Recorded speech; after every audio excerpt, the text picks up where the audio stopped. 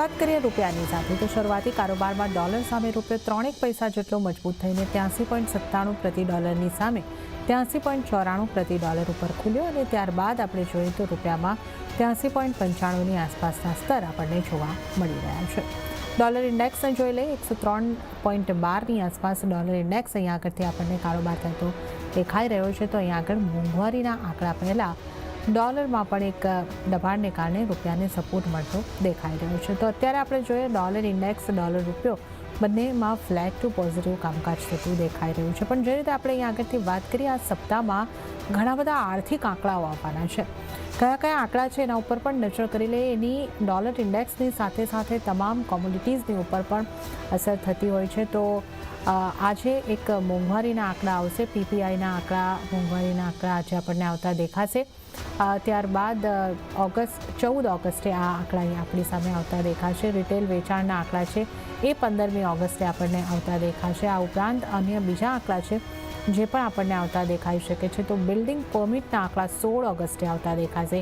Consumer સેન્ટિમેન્ટના આંકડા 16 ઓગસ્ટે આવતા દેખાશે. તો આ તમામ આંકડાઓ છે જેના ઉપર જેની અસર જે છે ડોલર ઇન્ડેક્સ ઉપર અને એને કારણે તમામ જે આપણી કોમ્યુનિટીઝ છે એના ઉપર પડતી દેખાય છે.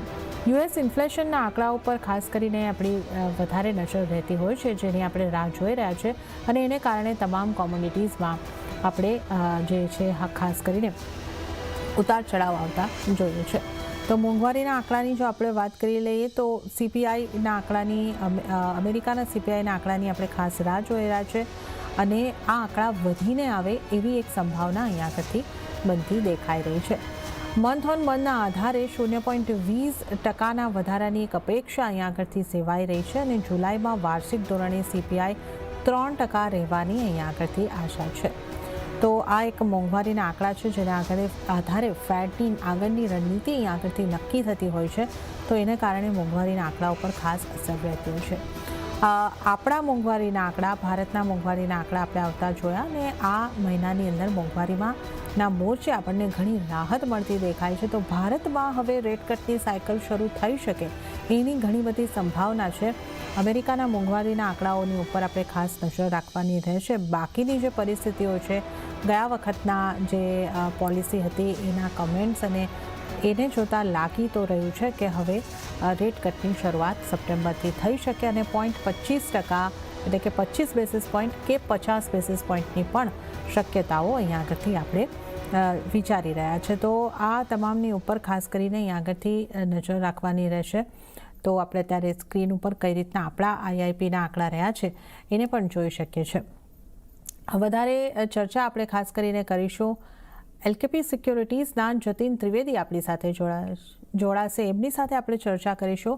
ત્યાં સુધી એક વખત આપણે સોનાના ભાવમાં કઈ રીતના ઉતાર ચઢાવ આવતા જોવા મળી રહ્યા છે એના ઉપર પણ આપણે નજર કરી લઈએ. તો આંતરરાષ્ટ્રીય બજારમાં આપણે સોનાની કિંમતો જે છે એને વધતા જોઈએ. એક સારા ઉછાળા બાદ ઉપલા સ્તરેથી અત્યારે આપણે થોડું પ્રેશર અહીંયા આગળથી બનતું જોઈ શકીએ છીએ. પણ ઉલ્લેખનીય છે કે કોમેક્સ ઉપર સોનાની એક દિવસની અંદર 2% જેટલી કિંમતો આપણને ગઈકાલે વધતી દેખાય.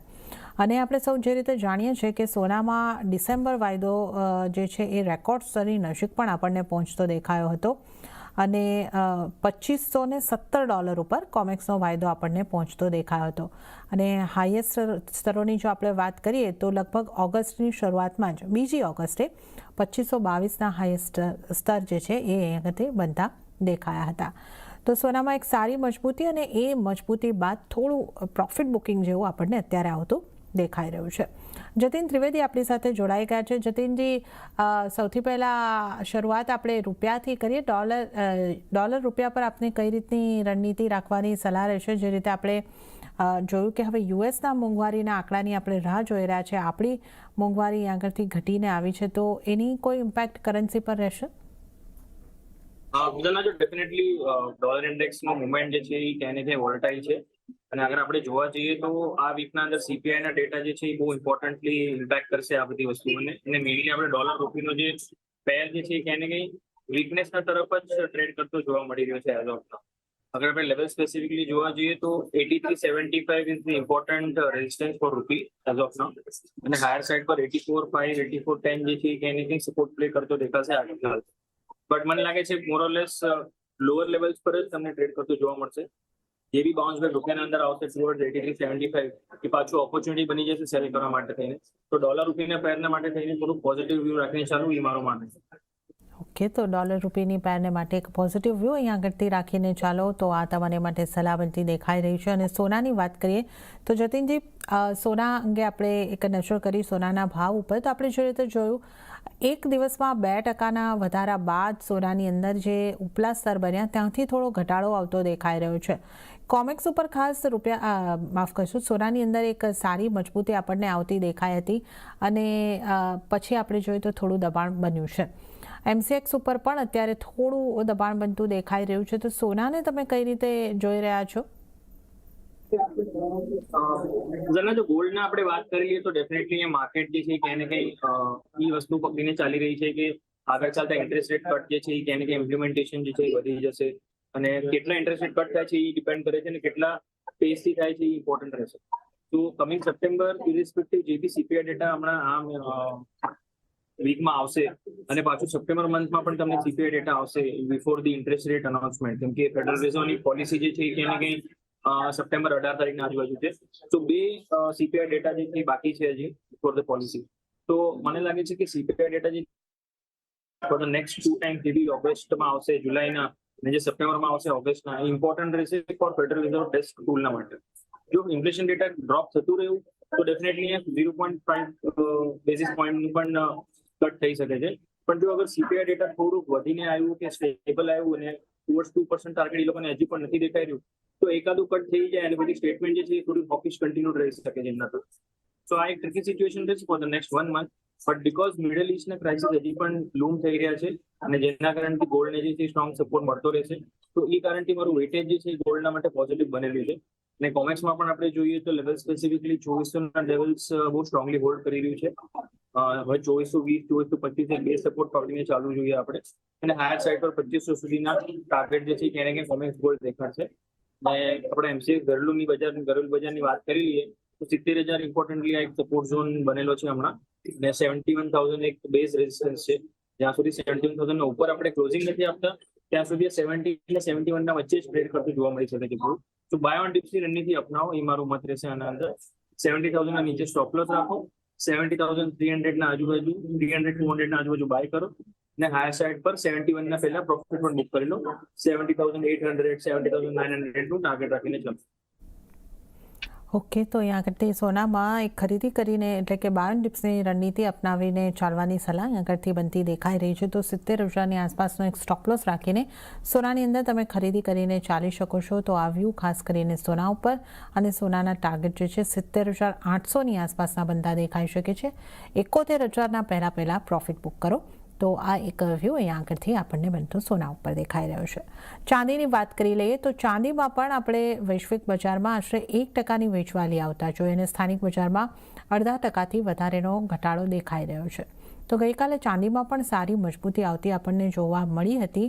લગભગ એક દિવસમાં ચાંદી કોમેક્સ ઉપર 2.5% જેટલી મજબૂત થઈ હતી અને ત્યારબાદ સોનાની જેમ અહીંયા પણ એક ઉપલા સ્તરેથી થોડું દબાણ બનતું દેખાઈ રહ્યું છે. જતીનજી, ચાંદીને કઈ રીતે તમે જોઈ રહ્યા છો અને જે આ સોના અને ચાંદી બંનેની અંદર આપણને જે વોલેટિલિટી દેખાઈ, કાલે એક સારી મજબૂતી આવી અને ત્યારબાદ ઘટાડો, જો કે ચાંદીની અંદર 2% મૂવમેન્ટ ઘણીવાર આવતી હોય છે, તો આપ કઈ રીતે જોઈ રહ્યા છો ચાંદીને?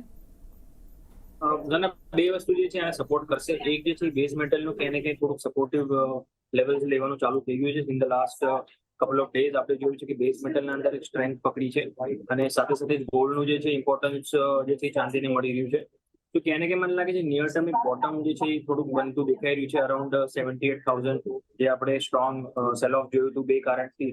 જ્યાં આપણે બજેટના દિવસે ઇન્ટરેસ્ટ ઇમ્પોર્ટ ડ્યુટીના આપણે જે ચેન્જીસ જોયા અને સાથે સાથે ઇન્ટરનેશનલ માર્કેટમાં પણ જે પેનિક સેલિંગ આવેલી અને 2 દિવસ પછી, તો ત્યારબાદ એના જે અંદર જે સેલ ઓફ આવ્યું છે તેને હવે ટેમ્પરરી બોટમ બનતું દેખાઈ રહ્યું છે.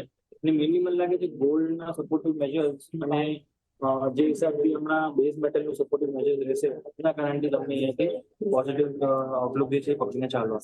લેવલ સ્પેસિફિકલી સ્પીકિંગ 80,000 જે છે બાઇંગ લેવલ હોવું જોઈએ તમારું. જ્યારે બી તમને 500-700 પોઈન્ટનો ઘટાડો મળે છે પોઝિશનલ બેઝિસ પર સ્વિંગ ટ્રેડિંગના હિસાબે 80,000 પાસે બાય કરો.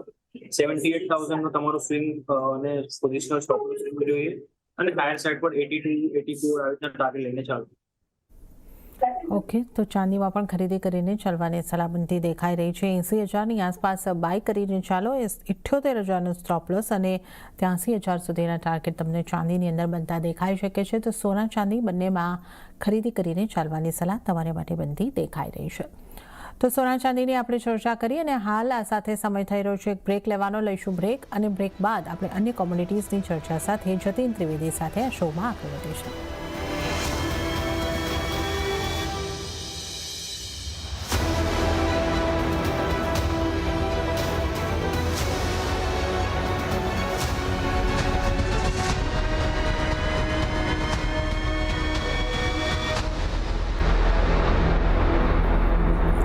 વિરામ બાદ કોમોડિટી લાઈવમાં આપનું ફરી એક વખત સ્વાગત છે અને આજે આપણી સાથે ચર્ચામાં જતીન ત્રિવેદી જોડાયેલા છે. મેટલ્સના કારોબાર પર નજર કરી લઈએ તો સ્થાનિક બજારમાં શરૂઆતી કારોબારમાં એલ્યુમિનિયમ સહિતની મેટલ્સની અંદર નરમાશ જોવા મળી. સૌથી વધારે દબાણ આપણને ઝિંકની અંદર દેખાઈ રહ્યું છે. તો ઝિંકમાં 1% કરતાં વધારેનું દબાણ 257ની આસપાસ આપણે સ્તર જોઈ શકીએ છીએ. 783 સુધી કોપરની અંદર ઘટાડો આવતો દેખાઈ રહ્યો છે અને 213 ઉપર એલ્યુમિનિયમની અંદર કારોબાર. જતીનજી, મેટલ્સે તમે હવે કઈ રીતે જોઈ રહ્યા છો? ગઈકાલે આપણને થોડી ઘણી ખરીદારી આવતી દેખાઈ હતી, આજે ફરી એક વખત દબાણ બનતું દેખાઈ રહ્યું છે. તો મેટલ્સમાં હવે રણનીતિ કેવી હોવી જોઈએ, કઈ મેટલ ઉપર? થોડુંક હમણાં જે રનઅપ જે થયું છે છેલ્લા 2-3 દિવસથી પોઝિટિવનું થયું છે અને વ્યાજબી છે કે થોડુંક અહીંયાથી પ્રોફિટ બુકિંગ આવી રહ્યું છે. મને લાગે છે કે આ પ્રોફિટ બુકિંગ જે છે માઇનર રહેશે. May be around about couple of percentage points અહીંયાથી પ્રોફિટ બુકિંગ તમને લેવલ્સ દેખાય ટુવર્ડ્સ 770-775 કોપરના માટે અને એલ્યુમિનિયમ અને અહીંયાથી 212 થી લઈને 210 સુધીના લેવલ્સ આવી શકે છે. સો બાઇંગ ઓપોર્ચ્યુનિટી છે નીચેના લેવલ્સ પર શોધવાની છે. હમણાં જે છે થોડું પ્રોફિટ બુકિંગ થઈ શકે છે બીકોઝ લાસ્ટ 4 ડેઝના અંદર સારો મુનાફો આવ્યો છે બેઝ મેટલ્સના અંદર. સો જે એગ્રેસિવલી ટ્રેડ કરે છે એમના માટે મારી સલાહ રહેશે કે કોપરના અંદર શોર્ટ કરીને ચાલો.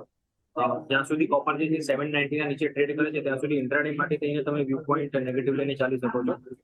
લોઅર લેવલ્સ પર 775 સુધીના ટાર્ગેટ રાખો, 791 નો સ્ટોપ લોસ રાખો, 784-785 ના પાસે તમે શોર્ટ કરીને ચાલી શકો છો ઇન્ટ્રાડે પર. પોઝિશનિંગ વ્યૂ માટે સીપીઆઈ ના ડેટા આંકડા જે આવી જાય એના પછી થોડું ક્લેરિટી જે છે એ વધી જશે. સો હું વેટ એન્ડ વોચ કરવા કહીશ જે પોઝિશનલ ટ્રેડર્સ છે એમને. ઇન્ટરનેટ ટ્રેડર્સ જે મેં કીધું શોર્ટ કરીને ચાલી શકે છે. ઓકે, તો મેટલ્સ માટે પોઝિશનલ ટ્રેડર છે એમણે અત્યારે વેઇટ કરવાની રહેશે, સીપીઆઈના આંકડા ઉપર નજર કરવાની રહેશે. પણ જે એગ્રેસિવ ટ્રેડર છે કોપરમાં શોર્ટસેલ કરીને ચાલી શકે છે. 775ના ટાર્ગેટ અને 791નો સ્ટોપ લોસ રાખવાનો રહેશે. તો મેટલમાં અત્યારે આ રીતની રણનીતિ તમે અપનાવી શકો છો. હવે આપણે ક્રૂડના કારોબારની પર જો નજર કરી લઈએ તો ગઈકાલે ક્રૂડમાં એક દિવસમાં આશરે 4% જેટલી મજબૂતી આવી. જો કે અહીંયા પણ ઉપલા સ્તરેથી ઘટાડો આવતા બ્રેન્ટના ભાવ હવે $82 આસપાસ, અત્યારે આપણે 81.75ની ઉપર જોઈ શકીએ છીએ. તો WTI ક્રૂડમાં 0.5%થી વધુની વેચવાલી સાથે $80 આસપાસ કામકાજ થઈ રહ્યું છે. સ્થાનિક બજારમાં હજી થોડી પોઝિટિવનેસ છે, 6,677 ઉપર આપણે જોઈ શકીએ છીએ. તો વાસ્તવમાં મિડલ ઈસ્ટની કટોકટી વધુ થવાને કારણે ગઈકાલે કિંમતોની અંદર ઉછાળો નોંધાયો હતો. જતીનજી, ક્રૂડ ઉપર હવે તમારી કઈ રીતની રણનીતિ રહે છે? આ એક મિડલ ઈસ્ટની અંદર સંકટો વધતા લાગી રહ્યા છે. હવે અમેરિકા વધારે સૈન્યબળ પણ મોકલતું આપણને દેખાઈ રહ્યું છે. તો આ ચિંતાઓની વચ્ચે હજી જે ક્રૂડ છે એની અંદર હજી મજબૂતી આવી શકે? ડેફિનેટલી જે હિસાબથી આપણે મિડલ ઈસ્ટની ક્રાઇસિસ અને મિડલ ઈસ્ટના ટેન્શન જે છે એસ્કેલેશન અરાઉન્ડ 3 ઇનફેક્ટ વચ્ચે ક્રોસ થઈ જાય છે એસ્કેલેશન, વ્હાઇટ ફ્લેગ દેખાય છે પણ પાછું હવે નવા રીતે એનું એસ્કેલેશન આવી જાય છે. તો એના કારણે ક્રૂડને જે છે અહીંયા સપોર્ટ મળ્યો છે અને મોર ઇમ્પોર્ટન્ટલી રિસેન્ટલી જે રેલી છે ક્રૂડની ક્યાંય ને થોડી વીક હતી, જેના કારણથી ક્રૂડને અહીંયાથી એક સ્ટ્રોંગ રેલી જોવા મળી. અરાઉન્ડ 74-75 બ્રેન્ટના પ્રાઇસીસ 81 સુધી પહોંચી ગયા છે હવે. અને MCX પર આપણે જોયું છે કે સ્ટ્રોંગ સપોર્ટિવ મેજર્સ 62-6300 પાસેથી લઈને કન્ટિન્યુઅસલી એક રનઅપ ટુવર્ડ્સ MCX માં આપણે 6500 ના લેવલ્સ પણ આપણે અહીંયાથી એક લેવલ્સ MCX માં જોઈ રહ્યા છે. આગળ ચાલતા મને લાગે છે કે તેના જે CPI ના ડેટા US ના આવશે એના પછી મને લાગે છે થોડું તમને અહીંયાથી કદાચ પ્રોફિટ બુકિંગ દેખાઈ શકે છે બ્રેન્ટ ક્રૂડના અંદર. 82.5 એક સ્ટીપ રેઝિસ્ટન્સ બનેલો છે બ્રેન્ડના અંદર, ને જેના કારણે અહીંયાથી આપણને એક પ્રોફિટ બુકિંગ દેખાઈ રહ્યું છે. બટ 78 અને 77 મારા માટે બહુ સ્ટ્રોંગ સપોર્ટેડ મેજર્સ છે બ્રેન્ડના માટે. તો જ્યાં સુધી બ્રેન્ડ પોઝિશનલી 78 ના ઉપર છે ત્યાં સુધી એનો વ્યૂ પોઈન્ટ પોઝિટિવ લઈને ચાલુ રહ્યું છે. અને હાયર સાઇડ પર 82 નો બેસ રેઝિસ્ટન્સ પકડીને ચાલો. માઇનર પ્રોફિટ બુકિંગ આવી શકે છે, પણ પોઝિશનલ ટ્રેડર્સ માટે સલાહ રહેશે કે ડીપ પર બાઇંગ કરવાની સલાહ છે, બિકોઝ મિડલ ઇસ્ટના ક્રાઇસિસ જ્યાં સુધી એસ્કેલેશન વેવ અપ નથી થતા ત્યાં સુધી એની સપોર્ટિવ મેજર્સ મળતા રહેશે. અને સાથે સાથે જો OPEC પ્લસની બેઠકના અંદર જે આઉટકમ્સ આવશે એનો પણ ઇમ્પેક્ટ આપણને ક્રૂડના અંદર તરત જોવા મળશે, બિકોઝ એનો આઉટલુક 2024 સેકન્ડ હાફ માટે પોઝિટિવ બનેલો છે. અને જો સાથે સાથે પ્રોડક્શન કટ પણ અગર રહે છે આગળ ચાલતા તો અહીંયાથી ક્રૂડના પ્રાઇસ સપોર્ટ મળી શકે છે. તો મોરલેસ થોડું વેટ એન્ડ વોચ કરો. થોડુંક રિબેલેન્સિંગ માટે નીચે આવી શકે છે. 6500 મને એક બેઝ સપોર્ટ છે, જેને રેઝિસ્ટન્સ ક્રોસ કર્યો છે એના પછી, અને 6700 ઇમિડિયેટ ઇન્ટ્રાડે માટે રેઝિસ્ટન્સ છે. જો 6700 ના ઉપર ઇન્ટ્રાડેમાં ક્રોસ થઈને ટ્રેડ કરવા માંડશે તો 6750 6800 જશે. તો ટ્રેડિંગ વાઇઝ જોવા જઈએ તો બાય ઓન ડિપ બનેલું છે. પોઝિશનલી થોડું વેટ એન્ડ વોચ કરો, ડીપ મળે ત્યારે બાય. ઓકે, તો બાય એન્ડ ડીપ અહીંયા આગળથી ટ્રેડિંગ માટે એક બનતું દેખાઈ રહ્યું છે, અને પોઝિશનલ માટે અહીંયા આગળથી થોડી રાહ જોઈને ચાલો તો ક્રૂડ ઉપર આવ્યું અહીંયા આગળથી બનતો દેખાઈ રહ્યું છે. પણ જે રીતે અનિશ્ચિતતાઓ બનેલી છે, વૈશ્વિક અનિશ્ચિતતાઓ જે રીતના અહીંયા આગળથી આપણને ગ્લોબલ ચિંતાઓ બનેલી દેખાય છે, એને જોતાં અત્યારે એક થોડી મજબૂતી તરફનો કારોબાર થતો દેખાઈ રહ્યો છે. નેચરલ ગેસની પણ જો આપણે હવે વાત કરી લઈએ તો નેચરલ ગેસના કારોબારમાં સ્થાનિક બજાર પર નજર કરી લઈએ તો નેચરલ ગેસની કિંમતો આશરે 0.5% ઘટાડા સાથે 182ના સ્તરની પાસે પહોંચતી જોવા મળી છે. જતીનજી, નેચરલ ગેસ પર હવે આપની કઈ રીતની સલાહ રહેશે? નેચરલ ગેસ છેલ્લા એક બે દિવસમાં એક રનઅપ આપ્યું છે ફ્રોમ ધ લેવલ્સ ઓફ 165 170 થી લઈને 184 સુધીના લેવલ્સ આપણે ટચ કરતા જોયા. ઇનફેક્ટ 185 186 પણ લેવલ્સ આપણે જોયા છે. થોડુંક અહીંયાથી રિટ્રેસ થયો હતો 177 175 સુધી, ત્યારે એની અંદર બાઇંગ ઓપોર્ચ્યુનિટી છે. તો હમણાં ફિલહાલ આ લેવલ્સ પર તો બાઇંગની સલાહ નહીં આપું. બાય ઓન ડીપ્સની સ્ટ્રેટેજી રાખો. 177 ના આજુબાજુ બાય કરો. 170 નો પોઝિશન સ્ટોપ લોસ રહેશે, અને 190 195 નો પાછો ટાર્ગેટ રાખીને બાય ઓન ડીપ સેલર રહેશે નેચરલ ગેસના. ઓકે, તો નેચરલ ગેસમાં પણ બાય ઓન ડીપની સલાહ અહીંયા આગળથી બનતી દેખાઈ રહી છે. ત્યારે જતીનજી, આપનો આભાર. આપ અમારી સાથે જોડાયા અને નોન એગ્રી કોમોડિટીઝ અંગે ચર્ચા કરી. આપનો આભાર. અને આ સાથે જ હવે આપણે આગળ વધીએ અને એગ્રી કોમોડિટીઝની વાત